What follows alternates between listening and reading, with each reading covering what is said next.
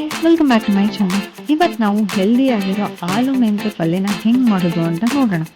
ಇದಕ್ಕೆ ನಾವು 2 ಚಿಕ್ಕದಾಗಿ ಹೆಚ್ಚಿರುವಂತಹ ಆಲೂಗಡ್ಡೆ, 1 ಉಳ್ಳಾಗಡ್ಡಿ, 2 ಟೊಮೆಟೊ ಹಾಗೂ ಮೆಂತ್ಯ ಸೊಪ್ಪನ್ನ ಚಿಕ್ಕದಾಗಿ ಹೆಚ್ಚಿ ರೆಡಿ ಮಾಡ್ಕೊಬೇಕು.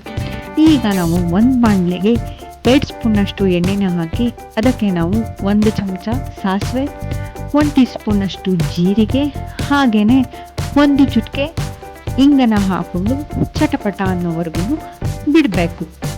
ಈಗ ನಾವು ಉಳ್ಳಾಗಡ್ಡಿಯನ್ನು ಹಾಕೊಳ್ಬೇಕು. ಇದಾದ ನಂತರ ಇದನ್ನು 1-2 ನಿಮಿಷ ಹಸೆ ವಾಸನೆ ಹೋಗೋವರೆಗೂ ಬೇಯಿಸ್ಕೋಬೇಕು. ಇದು ಬೆಂದಿದೆ ಅಂತ ನಿಮಗೆ ಅನಿಸಿದ ಮೇಲೆ ನಾವು ಹೆಚ್ಚಿಟ್ಟಿರುವಂತಹ ಆಲೂಗಡ್ಡೆನ ಹಾಕೊಳ್ಬೇಕು. ಇದು ಬೇಯಿಸಿರುವ ಆಲೂಗಡ್ಡೆ ಅಲ್ಲ. ಇದನ್ನು ಹಾಕಿ ನಾವು ಚೆನ್ನಾಗಿ ಫ್ರೈ ಮಾಡ್ಕೊಳ್ಬೇಕು.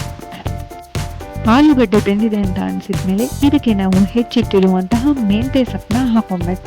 ಎಷ್ಟು ಜಾಸ್ತಿ ಹಾಕ್ತಿರೋ ಅಷ್ಟು ಟೇಸ್ಟ್ ಚೆನ್ನಾಗಿರುತ್ತೆ. ಹಾಗೇನೆ ಇನ್ನು ಸ್ವಲ್ಪ ಬೇಯಿಸ್ಕೊಬೇಕು. ನಂತರ ನಾವು ಇದಕ್ಕೆ 1 ಟೇಬಲ್ ಸ್ಪೂನಷ್ಟು ಅರಿಶಿನ ಪುಡಿ, 1 ಟೇಬಲ್ ಸ್ಪೂನಷ್ಟು ಉಪ್ಪು, ಹಾಗೆಯೇ ಒಂಚೂರು ಗರಂ ಮಸಾಲೆನ ಹಾಕೊಳ್ತೀನಿ.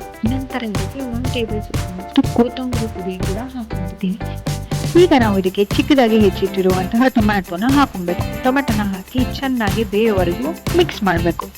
ನಂತರ ನಾವು ಇದಕ್ಕೆ 2 ಸ್ಪೂನ್ನಷ್ಟು ಹಸಿಮೆಣಸಿನಕಾಯಿ ಪೇಸ್ಟ್ನ ಹಾಕೋಬೇಕು. ನಿಮಗೆ ಖಾರ ಜಾಸ್ತಿ ಬೇಕು ಅಂದರೆ ಇನ್ನೊಂದು ಸ್ಪೂನ್ ಹಾಕೊಳ್ಳಿ. ನಂತರ ಇದಕ್ಕೆ ಸ್ವಲ್ಪ ಕಸೂರಿ ಮೇಥಿನ ಹಾಕೊಂಡು ಎಲ್ಲನೂ ಚೆನ್ನಾಗಿ ಮಿಕ್ಸ್ ಮಾಡಿದ್ರೆ ಟೇಸ್ಟಿ ಹಾಗೂ ಹೆಲ್ದಿ ಆಗಿರೋ ಮೆಂತ್ಯ ಆಲೂ ಪಲ್ಯ ರೆಡಿ ಆಗುತ್ತೆ. ಇದನ್ನು ನೀವು ಚಪಾತಿ ಅಥವಾ ರೈಸ್ ಜೊತೆಗೆ ಕೂಡ ಟ್ರೈ ಮಾಡ್ಬೋದು. ನೀವು ಕೂಡ ಟ್ರೈ ಮಾಡಿ ಟೇಸ್ಟ್ ಹೆಂಗಿತ್ತು ಅಂತ ಕಮೆಂಟ್ ಮಾಡಿ.